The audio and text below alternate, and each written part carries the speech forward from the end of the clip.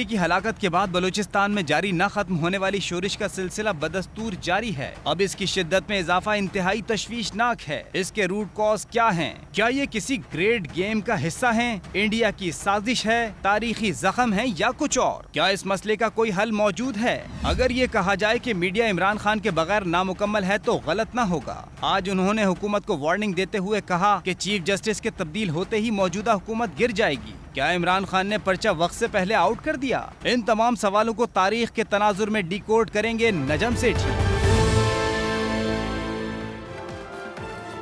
अस्सलाम वालेकुम। सेठी से सवाल के साथ मैं हूं सैयद आयशा नाज, मेरे साथ मौजूद है नजम सेठी साहब।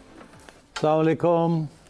सेठ साहब, बड़ा क्रिटिकल इशू है और इतना क्रिटिकल है कि इस पे वज़ीर आज़म पाकिस्तान को क्वेटा जाना पड़ा। वहाँ एपेक्स कमेटी के इजलास की उन्होंने सदारत की और उसमें उन्होंने बलूचिस्तान के मसले के हल के लिए मुख्तलिफ तजावीज़ और इक़दाम पर गौर किया। असल में जब भी हम बलूचिस्तान की बात करते हैं ना तो ऐसा लगता है जैसे एक ऐसा मौजू है जिस पे बार बार हम लकीर पीटते रहते हैं, सांप हर बार गुजर जाता है। ये जो गुजरा हफ्ता है ये बहुत क्रूशल रहा। आपने भी देखी होंगी ख़बरें और खून आलूद मनाजिर, और जैसे बलूचिस्तान अब की बार एक नई आजमाइश से गुजरा है।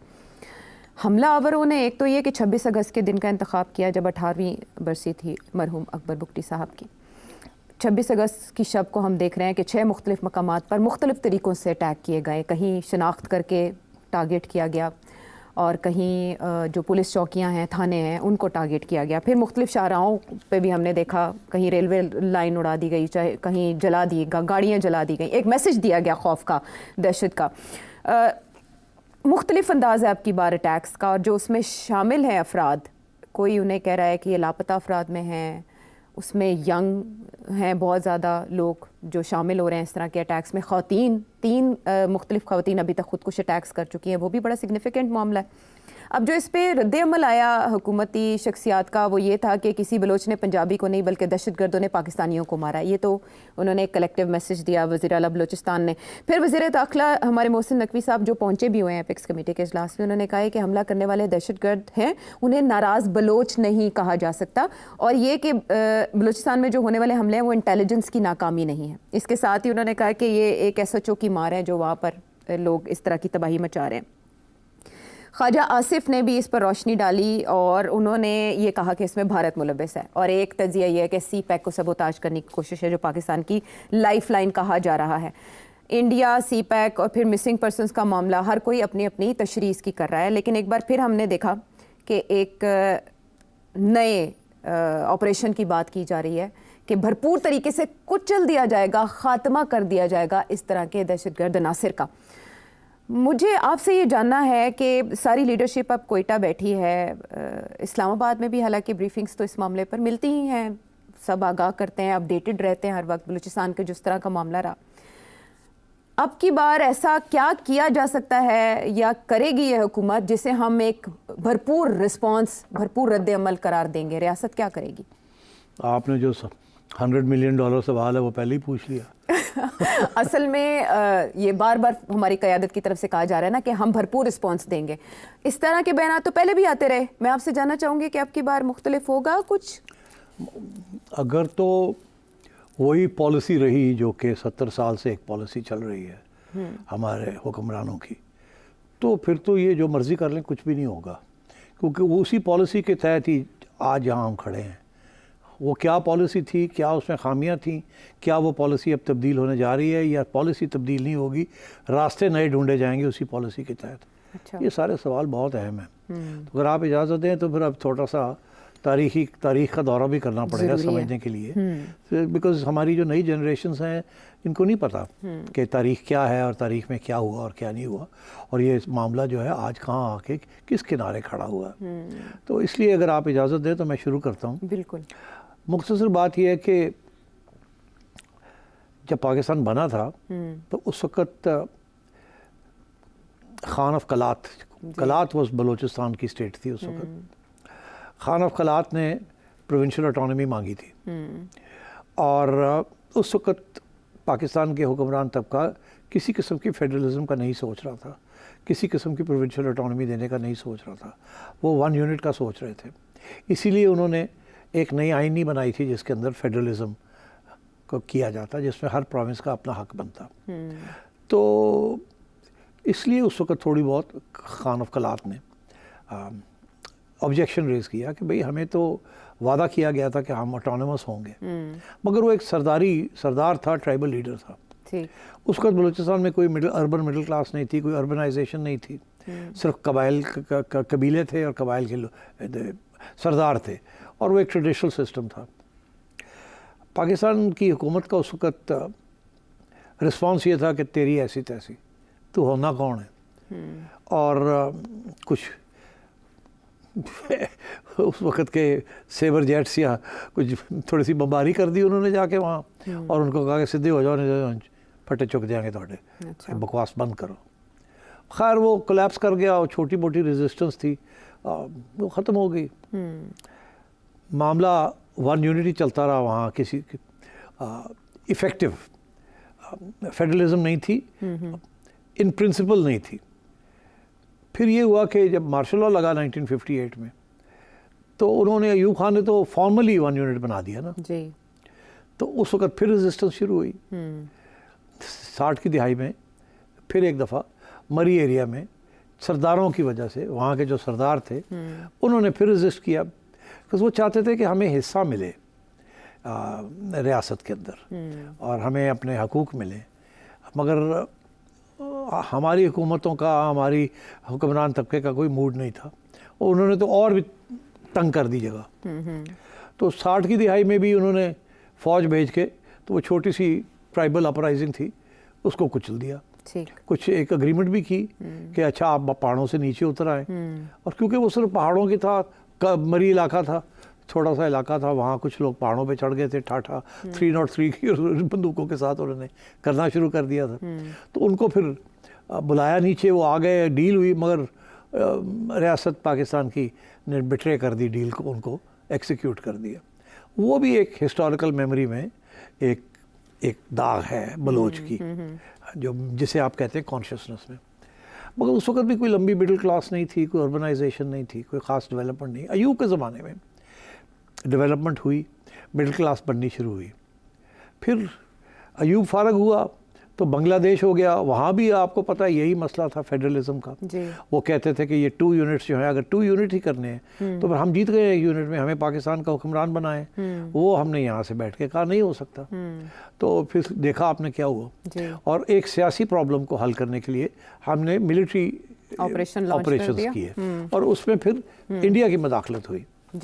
इंडिया की मदाखलत, ठीक, तो बांग्लादेश बन गया। इंडिया की मदाखलत ना होती तो आपकी 50,000 की वहाँ फ़ौज थी, वहाँ मुक्ति बहिनी छोटे छोटे लोग थे, ये था वो था, आपने उनको क्रश कर देना था। मगर वो एक बहुत बड़ा प्रिजन कैंप बन जाना था फिर। मगर क्योंकि इंडिया की हो गई इंटरवेंशन, तो वो आपसे हाथ से निकल गया, वो आज़ाद हो गए, और आप लोग प्रिजनर्स बन गए 90,000। फिर बड़ी मुश्किल से भुट्टो साहब ने उन सबको वापस लेके आए और एक डील की इंदिरा गांधी के साथ। 70 की दिहाई में क्या हुआ कि भुट्टो साहब ने आपको आइन दे दी, जिसके अंदर फेडरल कैरेक्टर आइन का था, और हर प्रोविंस के हकूक थे। बलोच जो थे उनमें से सिर्फ एक बलोच था लीडर जो कि उसके ख़िलाफ़ था, बाकी सब ने कहा ठीक है मान जाते हैं। और पठान लोग जो थे वो भी मान गए। पहले वो मानने के लिए तैयार नहीं थे, मगर उन्होंने कहा ये आइन बड़ी अच्छी आइन है जी। हमें हकूक मिलेंगे प्रोविंशियल ऑटोनॉमी, सूबाई खुद मुख्तारी दे दी। हाँ। तो वो वली खान ने मना लिया बलोचों को, अताउल्लाह मेंगल को मना लिया, और गौस बख्श बज़ेंजो जो के बलोचिस्तान नैप के लीडर्स थे उनको मना लिया। एक सरदार एचएसएन कॉलेज का पढ़ा हुआ, पंजाब का पढ़ा हुआ, उसने कहा नहीं मैं नहीं मानता, हमें ये कम हकूक़ है, हमें ज़्यादा हकूक़ मिलने चाहिए। उनका नाम था खैर बख्श मरी, वो मरी कबीले के सरदार थे। और याद रहे कि 60 की दिहाई में भी मरी कबीला के लोग खड़े हुए थे जी। उस वक्त खैर बख्श जो था वो स्कूल में ही था, मगर कबीले जो थी वो मरी कबाइल खड़े हुए थे। तो वो एक छोटी सी जगह थी मरी इलाका जहाँ रेजिस्टेंस थी। अच्छा। और वो भी सरदार की वजह से। मगर फिर इन्होंने मना लिया खैर बख्श मरी को और कहा कि नहीं जी साइन करें। अच्छा। तो सब ने साइन कर दिए जाके, फिर आइन के ऊपर भुट्टो साहब ने सबको कहा साइन करें। 1973 की कॉन्स्टिट्यूशन बहुत 99.9% कंसेंसस के साथ बनी। अच्छा। जिसके अंदर फेडरल कैरेक्टर जो था वो पक्का कर दिया गया। उसमें ये था कि 2 लिस्टें बना दी, एक फेडरल एक प्रोविंशियल, और ये कहा गया कि सारे के सारे 90% सब्जेक्ट्स जो हैं वो प्रोविंशियली होंगे। फेडरल गवर्नमेंट जो है वो सिर्फ 3-4 मोटी मोटी चीज़ें अपने पास रखेगी, फॉरेन पॉलिसी रखेगी, डिफेंस रखेगी, करेंसी रखेगी और इकोनॉमी जो है मोटी मोटी, बाकी सब चीज़ें जो है वो प्रोविंसेस को चली जाएंगी। हाँ। आइन में लिखा था कि 10 साल के अंदर अंदर ये होगा, नहीं हुआ। वो उन्होंने साइन कर दिया कि चलो जी 10 साल ਅਸੀਂ काट लवांगे। अच्छा। वो आज तक नहीं हुए। आज भी बातें हो रही हैं कि जी फेडरल लिस्ट जो है उसको और डिवॉल्व किया जाए। 18th अमेंडमेंट जब जरदारी साहब लेके आए तो उसमें बहुत से सब्जेक्ट्स जो कि 40 साल पहले होने थे वो फाइनली जाके उनमें से कुछ ट्रांसफ़र हुए, मगर उसके दौरान बहुत सी ग्रीवेंसेस बननी शुरू हो गई। 70 की दिहाई में भुट्टो साहब नाराज़ हो गए खैर बख्श मरी के साथ क्योंकि वो साइन नहीं कर रहे थे जी। और वो आंखें दिखा रहे थे। और तो उन्होंने वहाँ जो गवर्नमेंट थी नैब की गवर्नमेंट जो थी वो उसने पर अपने हिलाने शुरू कर दिए कि हमें ये भी चाहिए, ये भी चाहिए, आपने तो वादा किया था, आइन में लिखा है, आप दे नहीं रहे हैं, आप दे नहीं रहे हैं। उधर वली खान की हुकूमत थी केपी में जी। तो उन्होंने भी कहा कि जी ये भी देना था, आपने नहीं दिया। भुट्टो साहब ने कहा तोड़ी ऐसी नहीं तैसी, उन्होंने पर क्लिप कर तो दिया। मैं सॉर्ट आउट कराने रहा हूँ। हाँ। उन्होंने क्या किया कि वली खान, खैर बख्श मरी, अताउल्ला मैंगल, गौस बख्श बजेंजो और 2 चीफ मिनिस्टर्स, 2 गवर्नर्स केपी के और बलूचिस्तान के, सबको उठा के इल्ज़ाम लगाया।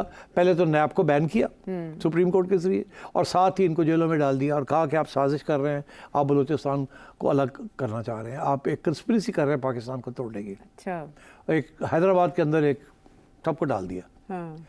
चाहे जैसे ये हुआ तो मरी एरिया में जहाँ हमेशा कुछ गड़बड़ होती थी वहाँ कुछ 150-200 कबायलियों ने अपनी 303 लेके फिर खड़े हो गए। वो अच्छा। कोई बुकटी नहीं ज्वाइन किया, कोई मिडिल क्लास ने ज्वाइन नहीं किया, सिर्फ मरी कबीला खड़ा हो गया। कैरी कर रहा था। उनका सरदार भी जेल में था, उनके बड़े बड़े छोटे सरदार भी जेलों में थे, बिकॉज वो हमदर्दी तो थी। उन पे इल्ज़ाम लगा और ये हो गया। तो आप समझे ये 3rd राउंड हुआ। पहला कलात का राउंड हुआ, फिर 60s का राउंड हुआ और ये अब जाके फिर से 3rd राउंड हुआ 70s के अंदर। और ये 4 साल ये छोटी मोटी इंसर्जेंसी चली। ठीक। और उसको फिर इन्होंने 50-1,000 फौज भेजी वहाँ और ईरान से हेलीकॉप्टर्स मंगवाए। अच्छा। शाह ईरान ने हेलीकॉप्टर्स दिए और वो 150 लोगों ने आगे लगाया हुआ था और उनके बंदे मर नहीं रहे थे और ये एम्बिशस कर रहे थे। वो एक एक पहाड़, एक एक पत्थर को जानते थे। बहुत मुश्किल टेरेन है वहाँ और पाकिस्तान की अफवाज जो थी it was used for conventional warfare, not guerrilla warfare. तो कैजुअल्टीज़ होनी शुरू हो गई। इन्होंने फिर सोचा और क्या तरीका है, हम वो तो आते हैं आउट ऑफ कहीं से आ जाते हैं, मार के 2 बंदे चले जाते हैं। तो इन्होंने फिर ईरान से रिक्वेस्ट की कि हमें हेलीकॉप्टर्स चाहिए। फिर इन्होंने एक हेलीकॉप्टर कैंपेन चलाई। अच्छा। जिसके ज़रिए उन्होंने वो जो इंसर्जेंसी थी उसके ऊपर प्रेशर डाला और लोगों को डिसअपेयर किए, लोग मारे गए वहाँ लोग, और जो लोग बच गए वो उठ के भाग गए अफगानिस्तान और वो इंसर्जेंसी को उन्होंने कचल कर दिया। अच्छा। 150 बंदा था। इन लोग कहते हैं पता नहीं 5,000 थे, 150 बंदा था, मैं आपको बता रहा हूँ। फिर क्या हुआ कि हैदराबाद के अंदर इन सबको जेलों में डाला हुआ था। अच्छा। फिर भुट्टो की होगी छुट्टी, ज़ियाउल हक आ गए। ज़ियाउल हक ने सोचा मैं सियासी तौर पे इसको डील करता हूँ, बड़ा चालाक था। उसने सबको छोड़ दिया जेल में से और कहा कि जाइए आपको अब जो चाहेंगे आपको मिलेगा। वो भुट्टो जालिम था तो ये सबको जेलों से छोड़ दिया। ये सारे बड़े प्रो आर्मी हो गए और किसी को शिप ब्रेकिंग का कॉन्ट्रैक्ट दे दिया। अच्छा। किसी को ये दे दिया, किसी को कहो गवर्नमेंट में आ जाओ, किसी को ये दे दिया। सारे खुश हो गए। सरदार थे ना, अवाम तो थी नहीं। सरदार थे, उनके कबायली थे। कबायली तो जो सरदार कहता था वो करते थे। बिल्कुल ठीक। और जो सो कॉल्ड रेजिस्टेंस थी वो खत्म हो गई। और जो लोग भागे हुए थे वो अफगानिस्तान में जाके बैठ गए क्योंकि वो उनको डर था वापस आएंगे तो फिर ज़्यादा का नहीं आ जाओ कुछ नहीं होगा। अच्छा। तो 2-3 साल के बाद वो भी वापस आ गए, उनको भी कुछ नहीं किया। उनको भी उन्होंने फिर कॉन्ट्रैक्ट्स देने शुरू कर दिए। ठीक। उनको भी 4 पैसे बनने शुरू हो गए। तो ख़त्म हो गई सारी। हाँ। तो फिर ये एक स्टेज थी ठीक कि कोऑप्ट कर लिया। जो लोग रेजिस्टेंस कर रहे थे उनको कोऑप्ट कर लिया, रियासत के अंदर ले लिया, जप्पी पा ली। क्योंकि बाकी सरदारों को पैसे दे रहे थे तो उनका इन्होंने भी दे दियो। बिल्कुल खत्म करो, मुंह बंद करो।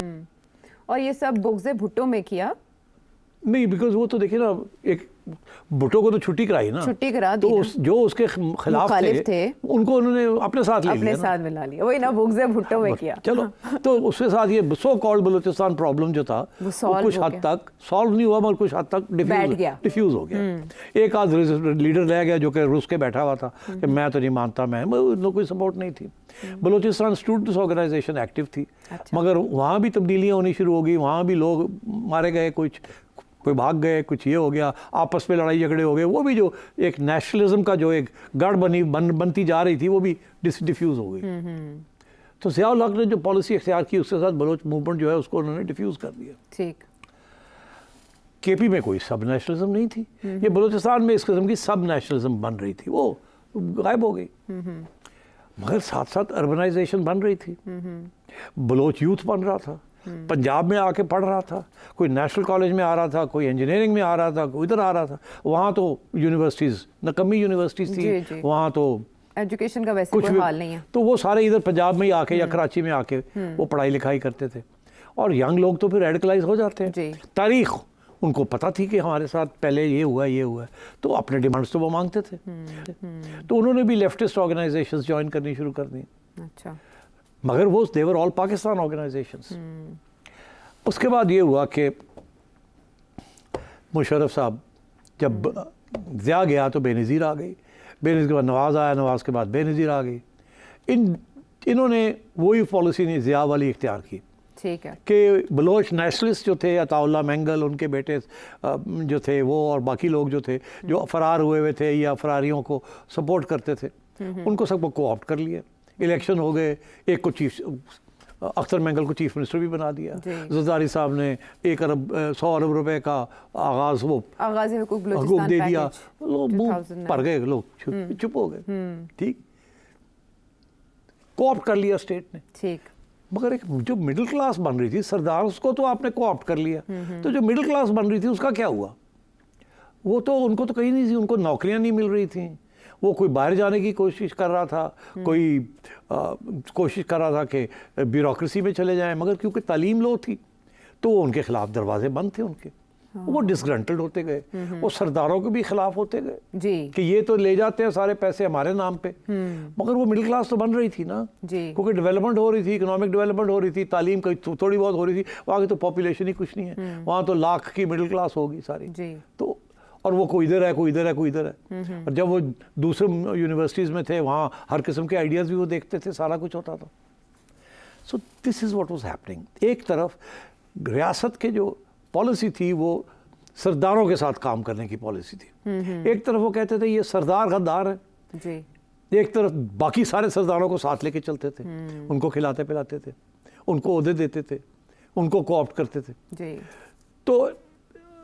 तो हम जैसे लोग पूछते थे कि जी तुसी फिर एक तरफ आप कहते हैं आप सरदारों के खिलाफ है, दूसरा कि आपकी सारी पॉलिसी सरदारों के ऊपर बेस्ड है, तो अवामी पॉलिसी तो है नहीं, तो इसलिए मिडिल क्लास एलियनेट हो रही है आपसे, हमारी बात कौन सुनता था। तो सरदार तो हो गए फारग, 2000 के दौर शुरू हुआ और मुशर्रफ साहब अब वो शॉर्ट फ्यूज़, वहाँ एक दो सरदार थे लाइक अकबर बुगटी जी। अकबर बुगटी साहब मेंबर ऑफ पार्लियामेंट थे। बुगटी ट्राइब बहुत बड़ी ट्राइब है, दो ही तो बड़ी ट्राइब्स हैं, Bugtis and Marris. Akbar had always been a very troublesome sardar, बहुत, वो भी एचसन कॉलेज, ये सारा एचसन कॉलेज चला रहा है इस मुल्क को या नहीं चला रहा, तो इट्स ट्रू, चीफ्स कॉलेज था ना, it was known as chiefs college, chiefs आते थे वहाँ, चीफ्स के बच्चे आते थे वहाँ। अब तो वो चीफ्स कॉलेज नहीं रहा, अब तो तुम्हारे बेटे भी इंशाल्लाह जाएंगे वहाँ। तो अब ये है कि मुशर्रफ साहब ने वही बात हुई, लड़ाई झगड़ा हो गया, बुगटी ने कोई बात की, मुशर्रफ और इन्हें सॉर्ट आउट करो जी। वो जो सॉर्ट आउट वाली इशू है ना, वो आप कबायली लोगों के साथ सॉर्ट आउट नहीं होता। आप और हम शहरों के लोग हैं, पंजाब के रहने वाले हैं, सेटल्ड एरियाज हैं, खाते पीते हैं, ठीक। हमें जब कोई स्नब भी करता है या हमें मिलता नहीं कुछ, हम क्या करते हैं, ज़्यादा से ज़्यादा सड़कों पे निकल के प्रोटेस्ट कर लेते हैं, ऐसे ही है ना। और हम क्या करते हैं, अखबारों में मजमून लिख देते हैं, ज़्यादा हो गए तो ट्रेड यूनियन बना के छोटी मोटी फूफा कर लेते हैं। पहाड़ों में, कबायली इलाकों में वो रहते ही बंदूक के साथ है। उनका वहाँ बंदूक एक किस्म का आर्म एंड अ लेग है। It's what they live by. वहाँ कोई इस्टेब्लिश कानून नहीं है, कोई कुछ नहीं है। और जो कानून भी हैं वो भी सरदारों ने बनाए हुए हैं, और हुकूमत हमारी उन सरदारों को सपोर्ट करती है, हर हुकूमत। उनको अपनी लेवीज दी हुई हैं, उनको अपनी पुलिस फोर्सेस दी हुई हैं जो उनके लिए ट्रिब्यूट कलेक्ट करती हैं। तो वहाँ इस किस्म का सिस्टम है। तो उस सिलसिले में इन्होंने, अकबर बुगटी साहब ने कहा कि मुझे भी पैसे दें। जब नवाज शरीफ को उन्होंने कहा था मुझे पैसे दें सुई गैस, तो नवाज शरीफ साहब ने पैसे दे दिए, भुट्टो भी दे दिया, बेनज़ीर ने भी दे दिए। उनका कारोबार चल रहा था, वो बुगटी चुप करके बैठे हुए थे। सरदार को पैसे मिल रहे थे, सरदार कुछ नीचे बांट देता था, बाकी अपने पास रख लेता। यही तारीखी, यही रोल रहा है। इन्होंने देखा हुआ है अकबर ज़्यादा ही ज़रा गड़बड़ कर रहे हैं, हर बार इन्हें पैसे मांगता है, इन्हें उधर सॉर्ट आउट करो। वो सॉर्ट आउट करते करते इन्होंने अकबर को मार दिया, ऑपरेशन किया उसके खिलाफ, उसको मार दिया। वो कल्ला बंदा सी, नाल ਉਹਦੇ कोई 10 बंदे भी नहीं सन, उसको जाके इन्होंने मार दिया। उस वक्त तक एक मिडिल क्लास भी बन चुकी थी जी, और वो अर्बन मिडिल क्लास थी। वो दूर दराज के इलाकों में लड़के लड़कियां पढ़ रहे थे, सीख रहे थे। और उस वक्त हिंदुस्तान की तरफ से एक नई पेशकदमी हुई। अच्छा, वो क्या? हिंदुस्तान की तरफ से ये फैसला हुआ उनके हुक्मरान तबके ने कि पाकिस्तान ने हमें कश्मीर के अंदर ब्लीड किया है, बहुत बहुत जंगें भी की हैं हमारे साथ, 4 जंगें हो चुकी हैं कश्मीर के ऊपर।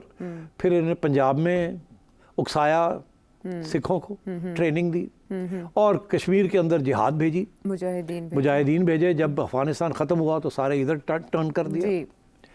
तो अब आ गया टाइम टू पे बैक। ये पाकिस्तान की जो हुक्मरान तबका है वो हमें नहीं जीने देगा, हमेशा तंग करेगा। अच्छा। अब वक्त आ गया कि हम भी इनको तंग करें। तो मसले को बारीक बीनी से देख रहे हैं, और ये मामलात कहाँ से बिगड़े और कहाँ जाकर मज़ीद मामलात उलझाव का शिकार हुए। गुफ्तगू का सिलसिला जारी रहेगा, ब्रेक के बाद भी आगे। प्रोग्राम में एक बार फिर खुश आमदीद जी। अकबर बुगटी की मौत के बाद काफ़ी बेचैनी थी वहाँ मिडिल क्लास के अंदर। मैं ये कहता हूँ कि उस वक़्त इंडिया ने ये फ़ैसला किया कि हमने इस बेचैनी का फ़ायदा उठाना है, एक्सप्लॉइट करना है सेंटिमेंट्स को, इसको एक्सप्लॉइट करना है और सेंटिमेंट्स को एक्सप्लॉइट करना है। और इन्होंने उस वक़्त बलोच जो एग्ज़ाइल में थे, क्योंकि उसके बाद छोटी मोटी जो ठुक ठुक हुई, बहुत से लोग उठ के चले गए बाहर। अकबर के ग्रैंड सन्स और मरी के लोग उठ के चले गए बाहर। कुछ अफगानिस्तान में चले गए, कोई यूरोप में चले गए, कोई मिडिल ईस्ट में चले गए। वहाँ से उन्होंने कहा हम कुछ करेंगे, इंतकाम करेंगे, ये करेंगे। कुछ नहीं था वहाँ। इंडिया के इंटरवेंशन के साथ बहुत बड़ा एक नया डायमेंशन खुल गया। मैंने इंटरव्यू किया था हैर ब्यार मरी को लंदन में, जो खैर बख्श मरी के साहिबजादे थे। मैं उनको जानता था, मैंने उनसे इंटरव्यू मांगी, उन्होंने देते तो नहीं थे, दे दी मुझे। अच्छा। उसमें उस इंटरव्यू में जो कि चली थी के ऊपर, उन्होंने ये कहा कि हमें अगर हिंदुस्तान से पैसे मिल रहे हैं या मिलेंगे तो हम ले लेंगे, हमें अगर शैतान भी पैसे देता है तो हम उनसे पैसे और हथियार ले लेंगे, और हम ले रहे हैं और हमें रोक नहीं कोई सकता। ऐसी बात की उन्होंने, खुलेआम, बगैर डरे, क्योंकि हकीकत ये थी, बागी हैं। तो अब बात यह है कि वो दिन है और आज का दिन है। अफगानिस्तान डिस्टेबलाइज्ड है जी। आज अफगान आपके खिलाफ हुए हैं आपकी पॉलिसीज की वजह से, जो भी है वो अलग बात है। बलूचिस्तान को बेस, बलूचिस्तान की मिडिल क्लास को बेस बन गया, मिल गया वहाँ। उनको फंडिंग जो है सारी और हथियार जो है उन्हें वहाँ से मिल रहे हैं। जो फॉरेन पावर्स आना है या इंडिया है, जो भी है, they are aiming arming them. अब ये बात है कि इसके 2 पहलू हो गए ना। एक तो ये कि ग्रीवियंस था, वो लो लेवल का ग्रीवियंस था जिसको कोऑप्ट किया जा सकता था। अच्छा। और गलत तरीके से कोऑप्ट करने की कोशिश की गई, और फिर अकबर बुगटी के मर्डर के बाद बिल्कुल हाथ से गेम निकाल दी गई। उसके बाद इंडिया कूद गया और उन्होंने ट्रांसफॉर्म कर दिया उस गेम को। वो गेम थी प्रोविंशियल ऑटोनॉमी के लिए। उसके ऊपर इल्ज़ाम लगता था कि आप सेसेशनिस्ट हैं, वो सेसेशनिस्ट वेस्टर्निस्ट कुछ नहीं था। कोई सेसेशन नहीं हो सकती आजकल की मॉडर्न स्टेट के अंदर विदाउट फॉरेन इंटरवेंशन। मगर यहाँ इल्ज़ाम ये लगा के उनको टारगेट किया गया। अच्छा। और इंडिया को मौका मिल गया, और इंडिया की पॉलिसी तब्दील होनी शुरू हो गई। यहाँ तक कि जब नरेंद्र मोदी पावर में आया तो उसने खुलेआम अनाउंस कर दिया कि अब हमारी पॉलिसी जो है कि हम बलूचिस्तान को नहीं छोड़ेंगे, हम वहाँ भी पाकिस्तान का खून खराबा करेंगे। जी, इन्होंने हमारा खून खराबा कश्मीर में किया, हम यहाँ करेंगे। और उससे पहले भी ये पॉलिसी ये शुरू हो गई थी। 2010 में गालबन यूसुफ रजा गिलानी और इंडिया के उस वक्त के प्राइम मिनिस्टर मनमोहन सिंह साहब, ये इजिप्ट के एक शहर है शर्म अल शेख, वहाँ ये गए और वहाँ बैठ के ये एक जॉइंट कम्युनिके इशू हुई जुलाई 2009। Thank you. तो उस जुलाई 2009 में हमने कहा कि जी, इंडिया ने कहा कि आप अपना हाथ कश्मीर से निकालें तो आगे बात बढ़ सकती है। हमने कहा आप अपना बलूचिस्तान से हाथ निकालें तो बात आगे बढ़ सकती है। इंडिया ने ये तस्लीम कर लिया कि उनका हाथ था बलूचिस्तान में। ये रिपोर्टेड है, हाँ, हिंदुस्तान टाइम्स में हमने ये आर्टिकल कहा कि लिखे हुए। हम ये हमारा हाथ है कश्मीर में, हम पीछे हटते हैं, आप बलूचिस्तान से अपना हाथ निकालें। कम्युनिके इशू हो गई, ओके, लोग खुश, हाँ, मसला हल हो गया। मसला हल हो गया। और मगर हुआ क्या, जैसे मनमोहन सिंह इंडिया वापस पहुंचा तो वहाँ उसकी माँ बहन हो गई। वहाँ उन्होंने कहा तुम कौन होते हो जाके, तुम एडमिट कर रहे हो कि हमारा हाथ है बलोच, हमने तो आज तक कभी एडमिट नहीं किया।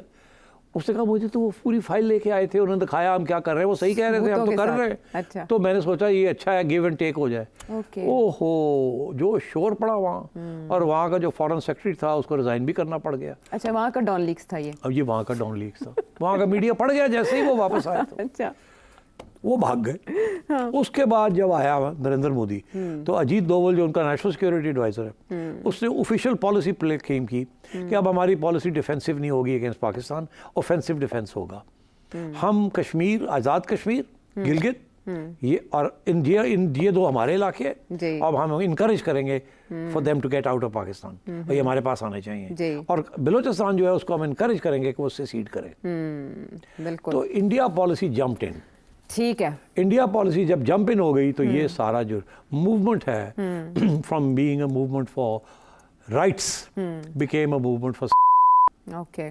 जैसे कि अफगानिस्तान के साथ ये वही वक्त था जब कि आप तालिबान जो थे, पहले आपने TTP के ख़िलाफ़ आपने TTP के ख़िलाफ़ आपने एक्शन किया था 2010 में। जनरल पाशा ने DG MI थे तो उन्होंने ये किया था, और यह MO थे स्वात के अंदर, और तो उनको निकाला था वहाँ से।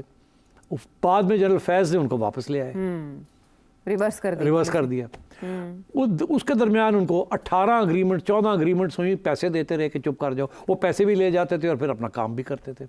तो wrong state policies, short term state policies, ठीक।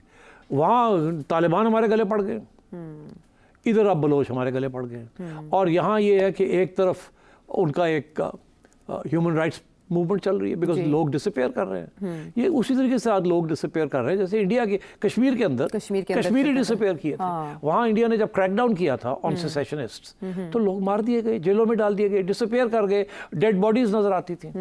बिकॉज सेसेशन जब होती है तो कोई रियासत सेसेशन को एक्सेप्ट नहीं करती, तो जब वो सेसेशन की बात आती है तो रियासत बिल्कुल फिर सख्ती के साथ कर चलती है, आहनी हाथों से फिर ये ह्यूमन राइट्स नहीं कुछ देखता, क्योंकि ये दोनों चीज़ें साथ साथ ही चलती है। एक तरफ आप कहते हैं कि हम इस मुल्क में रहना नहीं चाहते, इस मुल्क को तोड़ना चाहते हैं, दूसरी तरफ आप कहते हैं कि आपके कोई इंसानी हकूक भी है, सवाल ही पैदा नहीं होता। आप हमारी आइन को नहीं मानते तो फिर आप आइन के मुताबिक क्या प्रोटेक्शन मांग रहे हैं हमारी?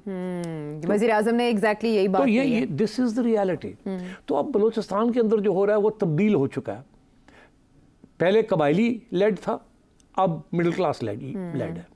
ठीक। अब सरदार जो है सारे के सारे हुकूमत के साथ है, और जो मिडिल क्लास है वो सारी अलग होती है, एलिनेट हो गई। यही सरफराज बुगटी साहब कह रहे हैं। तो सब वो सारे सरदार है ना। हाँ, लेकिन वो यही कह रहे हैं कि यूथ को सिस्टमेटिकली एलिनेट किया, अलग कर लिया गया, रियासत से जुदा कर दिया गया। हो गए ना bad policies of the state. जब इनको चाहिए था कि मिडिल क्लास को कोऑप्ट करते इनटू द स्टेट, इन्होंने सरदारों को कोऑप्ट कर लिया। सरदार तो खत्म होते जा रहे थे वहाँ। और अब ये जो डिमांड है कि फ्री एंड फेयर इलेक्शंस, वो यही कह रहे हैं ना, मिडिल क्लास यही कह रही है कि फ्री एंड फेयर इलेक्शन में अब ये सरदार नहीं जीतेंगे, मगर ये सरदारों को जिता देते हैं। हाँ, अपनी मर्जी की हुकूमत दी जाती है, तो हुकूमत भी और इलेक्ट भी उन्हीं को कराते हैं। अभी भी ये वो गलत पॉलिसी चल रही है जिसकी वजह से अवाम बलूचिस्तान की जो है, जो बलोच अवाम है, वो एलियनेट हो रही है आपकी अपने सरदारों से भी, वो तो पहले से हो रहे हैं। ठीक। और क्योंकि कबायली सिस्टम ब्रेक डाउन कर रहा है ना आहिस्ता आहिस्ता। देखिए तारीख में ऐसे ही होता है, Aahista Aahista break down system करता है और दूसरे more powerful systems take over. तो अर्बनाइजेशन, ट्रैवल, ये सब नई डेवलपर्स हैं। अब आप वो पहाड़ के एक ऊपर चोटी पे बैठ के एक छोटी सी 303 लेके नहीं आप कुछ कर सकते हैं। अब इसके जरिए आप लड़ते हैं, ब्रेन वॉशिंग। अब इसके लिए आप और आपको जो सपोर्ट मिलती है वो आपको सरदार नहीं सपोर्ट देता, आपको बाहर फॉरेन पास देते हैं और फिर आपके पास इतनी ताकत हो जाती है कि आप बैंक्स भी बैंकों से भी ले सकते हैं, किडनैपिंग से भी ले सकते हैं, अटैक से भी ले सकते हैं। Then you are self sustaining movement बन जाती है। So that's what's happening right now. And I tell you one thing कि ये जो है ना कि जी आपने मुझे पूछा कि कैसे इसको सॉल्व किया जाए जी। अब बहुत सी बातें मैं और कर सकता हूँ, आप सवाल मुझे पूछ लीजिएगा, मैं आपको बताऊंगा। मैंने इन अ नटशेल आपको बताया है कि ये कहाँ से कहाँ बात पहुँच गई है। ये अब जो कुछ लोग हैं ना जो कह रहे हैं कि जी वो देखिए ना मिडिल क्लास जो है उसको एलियनेट कर दिया है और बात ये है कि ये एक तारीख से एक चीज़ चलती आ रही है। ऐसे नहीं कि आज हुआ है, ये एक पूरी पुरानी पॉलिसी है, ये चलती आ रही है। उसके अंदर जो नई डेवलपमेंट है दो है, एक अर्बन मिडिल क्लास बन गई है जी और ट्राइबल कम हो गया है। दूसरा ये कि ट्राइबल लीडर्स भी जो हैं जो कि अर्बन मिडिल क्लास के लीडर्स बन सकते थे, like Akhtar Mengal and others और भी हैं, उनको भी आउट कर दिया गया। अगर उनको आप आउट ना करते, ये मारूंग बलोच, अगर आप इनको इन कर दें, आउट ना करें, तो शायद you might have a better chance. मगर अब बात ये आपने इनको भी आउट कर दिया। इनको भी आप ना प्रोटेस्ट करने देते हैं, ना कुछ करने देते हैं, ना इनकी बात सुनते हैं। वो अब डिसिपेट पर्सन्स की बातें कर रहे हैं। जाहिर है हर एक बंदे का कोई ना कोई घर से कोई ना कोई इन्वॉल्व होगा या नहीं होगा। ये जब वॉर होती है तो उसमें सिविलियन कैजुअलिटीज़ होती है, वो क्या कहते हैं उनको, अनइंटेंडेड कॉन्सिक्वेंसेज होते हैं और कोलैटरल डैमेज होता है। अब मैं एग्जांपल देता हूँ, आप एक पिंड में हैं, रात को दरवाज़ा खटखटाता है, आप दरवाज़ा खोलते हैं तो 3 हथियार गन्स लेके 3 बलोच बच्चे खड़े हैं आपके। अच्छा। वो कहते हैं हमें रात रहना है। क्या आप कहेंगे नहीं रह सकते? नहीं, ऐसे तो नहीं, जाहिर है। तो आप मजबूर होके कहते हैं रह जाए With guns if they are saying so। और वो सुबह उठ के चले जाते हैं। वो कुछ काम, वो अपने अटैक वैक करने आए हुए होते हैं, कुछ करने आए हुए होते हैं। जब हमारी इस्टेब्लिशमेंट को पता चलता है कि जी वो रात यहाँ रहे थे, वो जाके वहाँ जाके सबको उठा के ले जाते हैं, वहाँ लितर मारते हैं। वो कहते हैं तुम तो उनका हिस्सा हो। वो अगर कहे ना जी हमें तो पता भी नहीं था, हम नहीं हैं, मगर हम क्या करते, वो हमारे खून है, वो हमारे वो लोग हैं, वो बच्चे हैं, उनको हम कैसे ना करते। उनके पास हथियार भी थे। वो कहते नहीं नहीं नहीं, तुम तो हिस्सा ही उसके हो। अच्छा, उनमें से फिर कुछ लोग जाहिर है फिर वो कैजुअलिटीज हो जाती जद में आ जाते फिर सारी की सारी फैमिली आप उनके खिलाफ हो जाती है। तो ये वॉर का ये कॉन्सिक्वेंस होता है, ये क्लीन कट बिजनेस नहीं होती। और सेसेशन जहाँ हो और फॉरेन पास जहाँ इन्वॉल्व हो, वहाँ जो इस्टेब्लिशमेंट की जो फोर्सेस होती हैं या रियासत की जो फोर्सेस होती हैं वो बहुत हार्ड हिटिंग होती हैं, वो टॉलरेट कुछ नहीं करती। बिकॉज उनके लिए ट्रेनिंग ही सारी ये होती है कि जो पाकिस्तान को नुकसान पहुँचाएगा वो गद्दार है, उसको नहीं छोड़ना। बलूचिस्तान में ये शोरिश पहली बार बर्पा नहीं हुई। हर बार यही कहा गया कि हम भरपूर जवाब देंगे और मसले के हल के लिए हम कोशा हैं, लेकिन ऐसा हो न सका। अब की बार ऐसा मुमकिन होगा? ब्रेक के बाद आके बात करेंगे। शो में एक बार फिर खुश आमदेद। अच्छा, हार्ड हिटिंग एक अरसे से हम टीटीपी के खिलाफ भी कर रहे हैं और ये अलहदगी पसंदों के खिलाफ भी कर रहे हैं। इंडिया में हमने देखा जब भी अलहदगी पसंद तहरीक चली तो वहाँ कैसे कॉम्बैट किया गया। फिर श्रीलंका में भी हमने तमिल टाइगर्स के साथ मामला देखा। ये वाला मसला हल क्यों नहीं हो पा रहा? वो कॉप जो आप कह रहे हैं वो मुश्किल क्यों है इस हुकूमत के लिए? उसकी वजह 2 है ना। अब क्या? एक तो ये है कि फॉरेन इंटरवेंशन चल रही है, वो कम नहीं हुई। ठीक, क्योंकि इंडिया अपना हाथ नहीं छोड़ रहा। मगर अब उसके अंदर एक और डायमेंशन ऐड हो गया है, क्योंकि चाइना का इंटरेस्ट आ गया है इन सिपेक।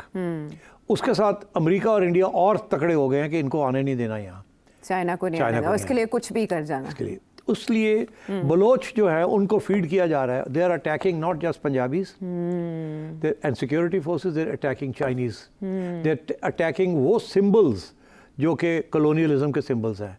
वो कहते हैं ग्वादर जो है वो बलूचिस्तान का हिस्सा है, यहाँ सारी एडमिनिस्ट्रेशन सारा कुछ हमारा होना चाहिए, ये पोर्ट जो है ये इसकी रेवेन्यूज हमें मिलनी चाहिए, जैसे सुई की रेवेन्यूज वगैरह वगैरह वगैरह। वो नहीं है ना।